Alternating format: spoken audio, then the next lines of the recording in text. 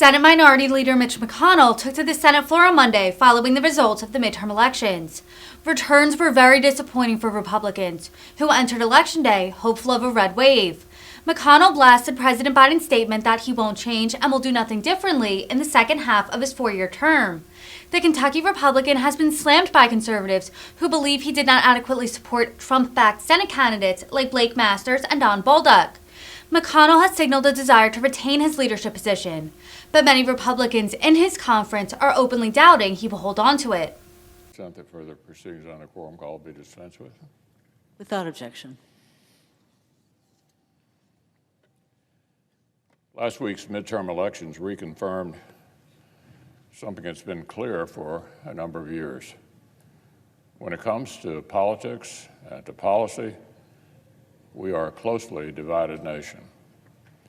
For the third straight election, our closely divided nation saw a closely fought election go all the way down to the wire.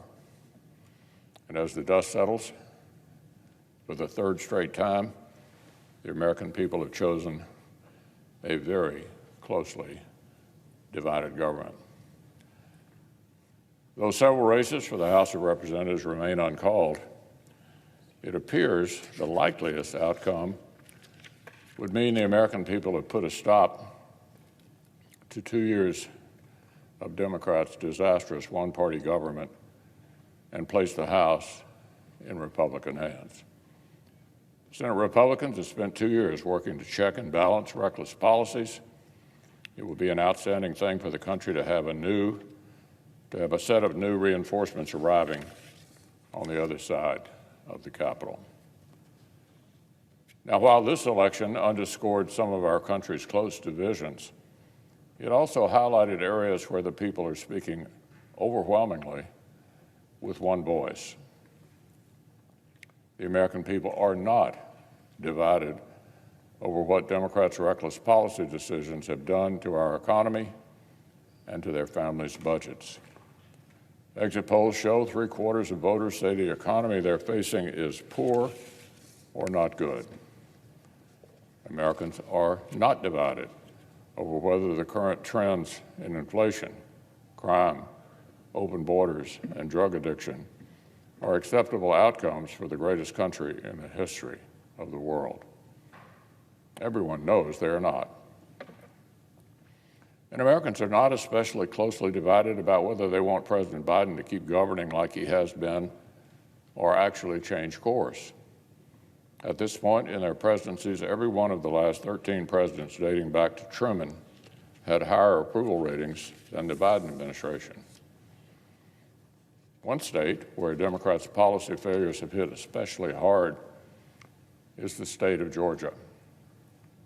Georgia families have seen cumulative inflation of 14.7% since January of 2021.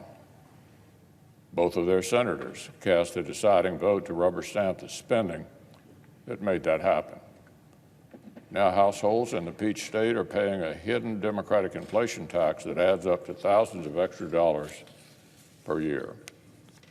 The nationwide breakdown in law and order has hit Georgia hard as well.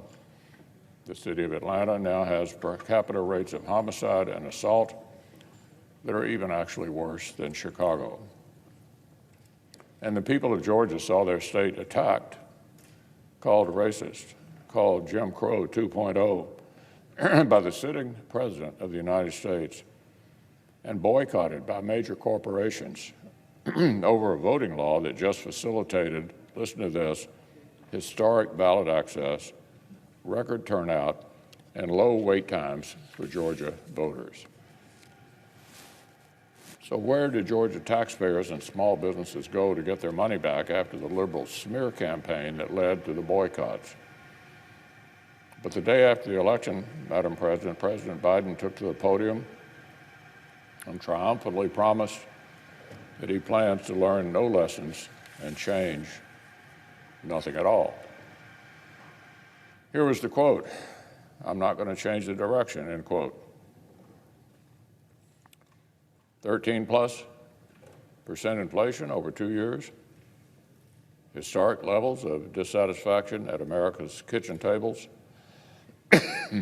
and President Biden says he'll keep doing precisely what he has been doing. More inflation, more crime, more chaos, more open borders. If Washington Democrats do not want to pivot to sanity and common sense, if they will not help us address the ways their policies are hurting families, they will encounter stiff resistance from the sizable Senate Republican conference that half the country is elected to be their voice, to be their champions, to fight for them.